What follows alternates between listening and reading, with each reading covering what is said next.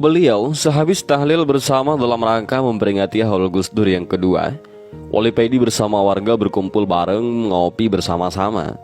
Mereka saling berkelompok 3-4 orang membicarakan dan mengenang Gus Dur. Dan diselingi adu argumen mengenai apa rahasia di balik sepak terjang Gus Dur di masa lalu. Wali Pedi tersenyum-senyum melihat tingkah laku mereka. Wali Pedi sendiri duduk bersama 4 orang dengan satu cangkir kopi besar berada di tengah. Mereka berlima joinan bersama-sama. Indah dan rukun sekali. Pak Ijo, tetangga Wali Pedi, mulai membuka pembicaraan dengan bertanya kepada Wali Pedi. "Kang, menurut sampean, gimana Gus Dur selama jadi presiden yang cuma sebentar itu?" "Sebelum kita membahas tentang itu semua, alangkah baiknya kita mengulas lagi sejarah sebelum Gus Dur jadi presiden," jawab Wali Pedi. "Wah, sip iki Kang, gimana ceritanya?" kata teman-teman yang lain. "Dulu, ada seorang kiai di daerah Blitar namanya Kiai Rohimi. Beliau ini ahli istikharah. Banyak sekali kiai yang sowan kepada Kiai Rohimi ini guna menanyakan apa makna isyarah yang diterima. Dan Kiai Rohimi ini bisa menafsiri isyarah-isyarah yang ditanyakan kepadanya. Dan semuanya tidak pernah meleset, hampir 100% mendekati kebenaran. Kehidupan sehari-hari beliau adalah sebagai petani desa yang sangat sederhana. Tiap pagi, beliau diantar cucunya pergi ke sawah dengan naik sepeda ontel. Biasanya, para tamu yang mau sowan kepadanya menunggunya di depan rumah, menunggu beliau pulang. Dan di dalam rumah yang berdinding kayu jati itulah Kiai Rohimi menerima para tamunya. Di dalam rumah Kiai Rohimi ada sebuah kamar khusus yang disediakan untuk Gus Dur kalau berkunjung ke situ dan menginap. Gus Dur sebelum jadi presiden telah banyak menerima isyarah-isyarah dan menanyakan kepada Kiai Rohimi apa makna isyarah-isyarah yang dia terima. "Kang, Kiai Rohimi ini tingkatannya lebih tinggi daripada Gus Dur ya." Sampai Gus Dur sendiri minta tolong untuk menafsiri isyarah yang beliau terima, ucap Pak Ijo kepada Wali Pedi. "Tidak mesti begitu. Kamu tahu Pak Ridwan tetangga kita yang jadi dosen di salah satu universitas terkenal itu?" tanya Wali Pedi. "Iya, saya tahu Kang," jawab Pak Ijo. "Ketika ban mobilnya bocor, apa Pak Ridwan menambal ban mobilnya sendiri?" tanya Wali Pedi lagi. "Tidak Kang, Pak Ridwan jelas nggak bisa. Ban itu kan ditambalkan di tukang tampal ban," jawab Pak Ijo. "Dengan seperti itu, apa tingkatan tukang tampal ban itu lebih tinggi daripada tingkatan Pak Ridwan yang dosen itu?" tanya Wali Pedi sekali lagi. "Ya, tentu tidaklah Kang," jawab Pak Ijo yang mulai mengerti. Begitulah apa yang terjadi di antara Gus Dur dan Kiai Rohimi ini. Tidak bisa jadi acuan siapa lebih tinggi tingkatannya, jelas Wali Pedi. Wali Pedi menyedot rokok Ji Samsunya dan menyeruput kopi sedikit lalu melanjutkan ceritanya. "Sampeyan akan jadi orang nomor 1 di Indonesia, tapi hanya sebentar," ucap Kiai Rohimi kepada Gus Dur yang menafsiri isyarah yang diterima oleh Gus Dur. "Berapa lama Kiai?" tanya Gus Dur. "Tidak sampai 3 tahun," jawab Kiai Rohimi. "Tugas yang sangat berat," ucap Gus Dur tanpa memperdulikan lama jabatannya. "Iya, ini memang tugas yang sangat berat Gus, dan sampeyan akan diturunkan oleh rakyat sampeyan sendiri," kata Kiai Rohimi. "Kalau ini memang tugas, biarpun sebentar tidak apa-apa, yang penting bermanfaat," ucap Gus Dur. Gus Dur menerima dengan lapang dada isyarah yang diterimanya dari Kiai Rohimi. Beliau tidak peduli walaupun dalam kepemimpinannya kelak beliau direcoki dan akhirnya diturunkan dengan tidak terhormat. Gus Dur berprinsip biarlah orang memusuhinya asal Allah menyayanginya, biarlah orang menghinanya asal Allah ridho kepadanya. Beberapa bulan kemudian ganti para kiai sepuh yang mendapatkan isyarah-isyarah dari Allah mengenai Gus Dur. Para kiai tidak mau gegabah dengan menafsiri sendiri isyarah yang diterima oleh mereka. Para kiai sepuh sowan ke Kiai Rohimi menanyakan apa arti isyarah yang mereka terima.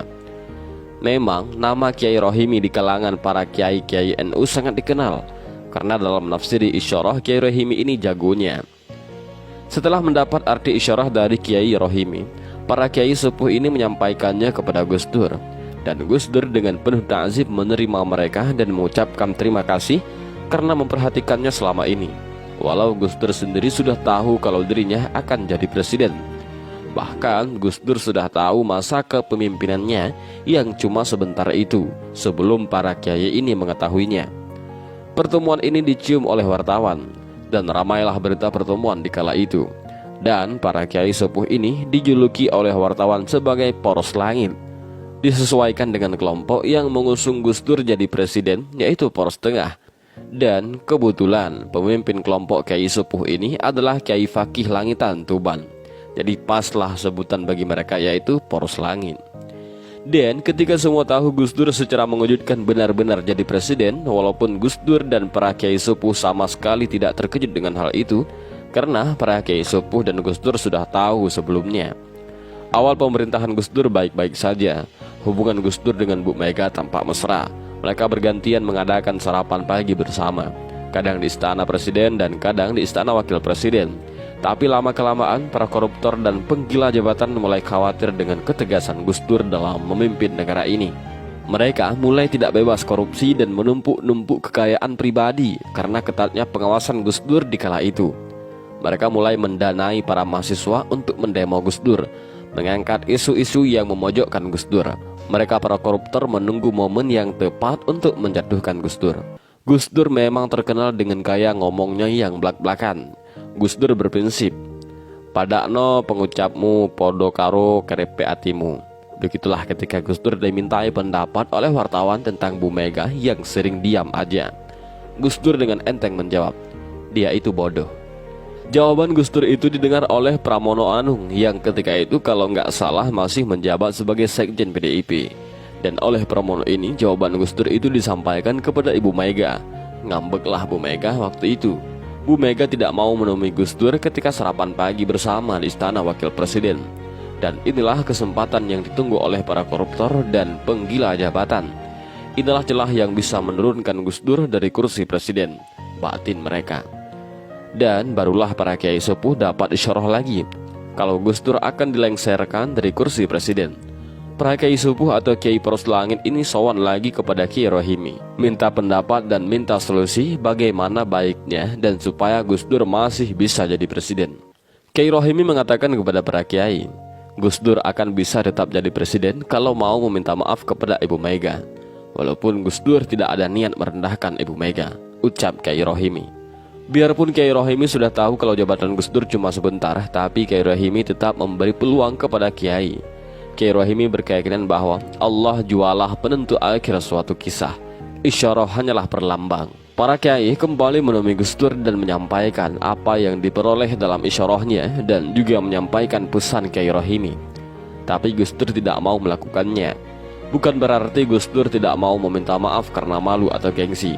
Tapi apa yang dialami Gus Dur kurang lebih persis seperti apa yang dialami oleh Sayyidina Ali.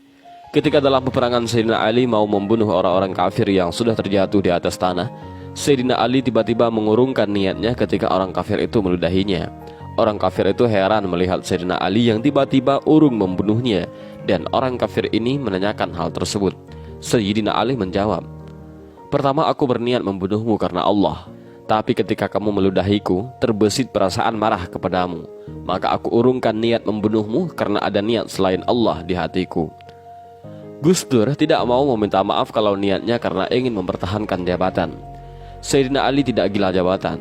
Gus Dur tidak mau minta maaf kalau niatnya karena ingin mempertahankan jabatan. Gus Dur tidak gila jabatan.